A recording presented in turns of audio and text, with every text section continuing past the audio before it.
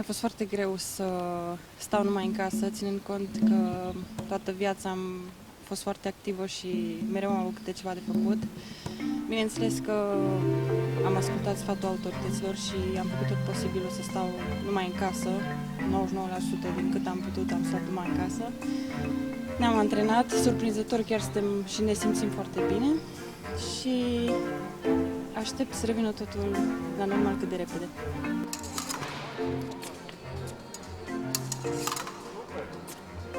Este foarte greu pentru că spațiul este limitat, dar noi am avut răbdare și am încercat să găsim metode noi de a ne antrena și am luat asta ca pe o provocare. A fost ceva interesant, dar ne bucurăm enorm că acum avem posibilitatea să ne antrenăm împreună aici, în cantonament la Izvorani.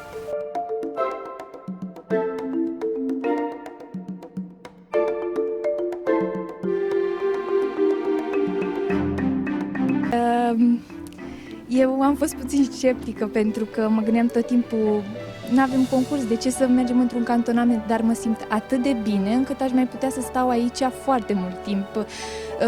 A trecut o săptămână, dar simt că timpul a trecut foarte repede.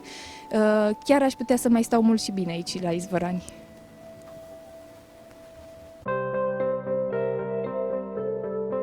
Sincer, mă simt foarte bine, adică surprinzător și pentru mine. După ce am stat prima dată pe planșă după atât timp, a fost o senzație foarte plăcută și chiar mi-a fost dor, îmi dau seama că mi-a fost foarte dor.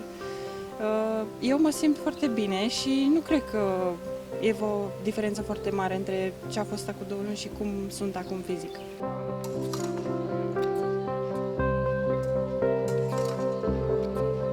Da, sinceră să fiu, mi-era teamă că nu o să-mi amintesc exact mișcările pe care trebuie să le fac, dar luând pas cu pas o să ajungem unde trebuie și suntem pe drumul cel bun.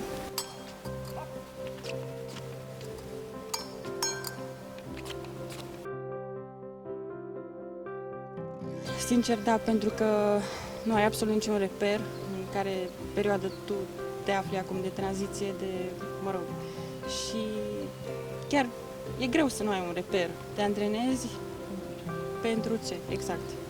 Normal, pentru păstrarea tonusului musculară, ca să nu-ți pierzi îndemânarea, coordonarea și așa mai departe, dar totuși e grea așteptarea asta.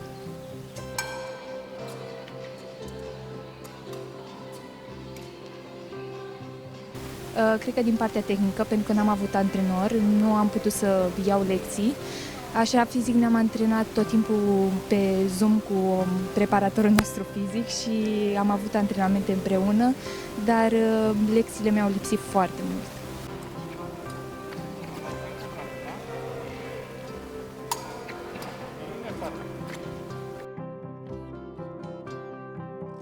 Suntem cu adevărat o echipă. Acum dau puțin din casă, să spun așa, dar suntem mai unite ca niciodată. Parcă atunci când eram mai multe fete la lotul olimpic, mai existau și puține, nu neapărat certuri, dar neînțelegeri între noi, însă acum, chiar dacă am rămas foarte puține, suntem mai unite ca niciodată, putem să spunem că suntem chiar prietene.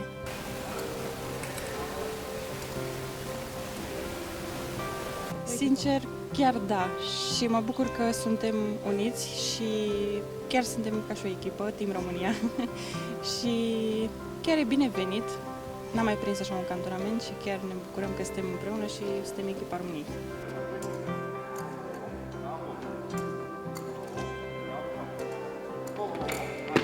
Exact, vom crește treptat, vom crește împreună și sunt sigură că vom reuși.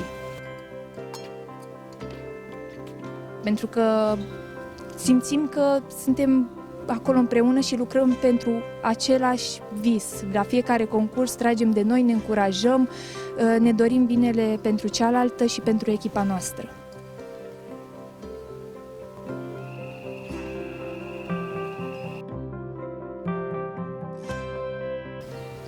Încă un vis care se lasă așteptat datorită acestei pandemii, dar muncim pentru celul suprem în continuare și sperăm la un Tokyo 2021 cât de bun.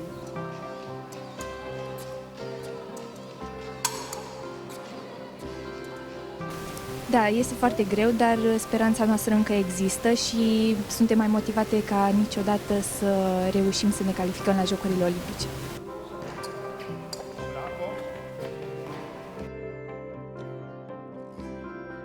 Suntem o echipă tânără, cu multă motivație și putere de muncă și nimic nu ne poate sta în cale să ne calificăm la Jocurile Olimpice din 2024.